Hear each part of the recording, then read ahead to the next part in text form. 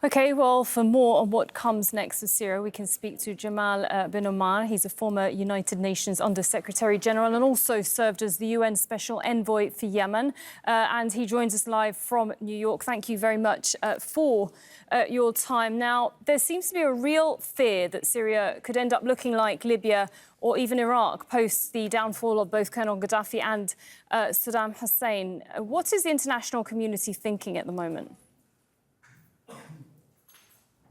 Well, there is no coherent international community thinking about post-Assad Syria. This has been unexpected. It's a very spectacular development that took many people by surprise. But the big challenge now is how to move forward. And there are many lessons, that can be learned from past experiences.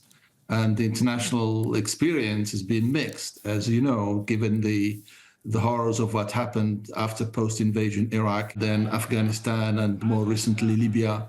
But the first lesson here is that the local actors will need to take responsibility.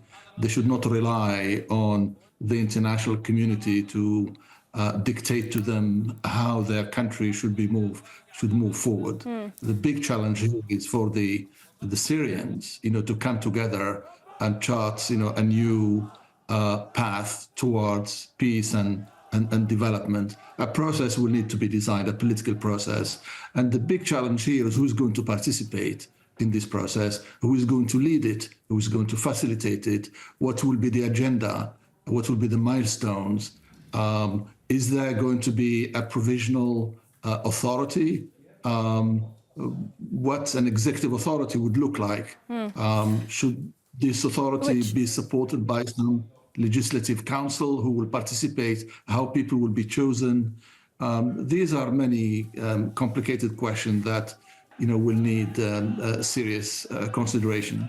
Many questions indeed, and you highlighted my next question, which was, the UN Special Envoy to Syria had talked about a peaceful transition. Obviously, many countries have already been meeting here in Qatar for the Doha Forum. Surely, with so many groups, different groups in Syria, and all wanting to be part of that political process and political change, what will the role be, not just, we mentioned international community, but even regional partners here? Well, I'm afraid in the Syrian situation, there are too many actors, international actors, and there are many Syrian groups all linked to these external actors. And the challenge is going to be here, how the international community could act in a coherent way, a coordinated manner. It's easy to say this, but based on past experience, we see that in many cases, like in Libya and other places, we see that the international community acts in a very fragmented way. And although the UN is there, but it's not given the space, to take the lead. And it's often undermined, and it's been the case, in Syria. Is that also, are you in referencing Resolution 2254? Do you think that is likely to be implemented?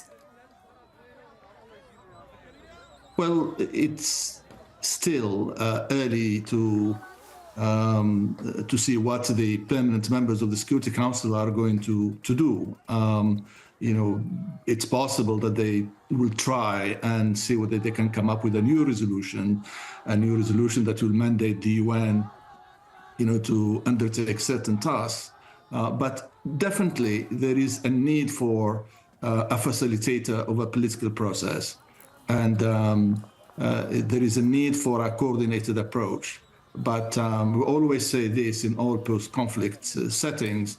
We wish something like this would happen, but it's almost never materialized. The international community's actions are fragmented and they run against each other in competition and so on, and that has serious implications for the political process. We'll see what will happen in Syria, but I'm not optimistic that the international community is going to act and speak with one voice.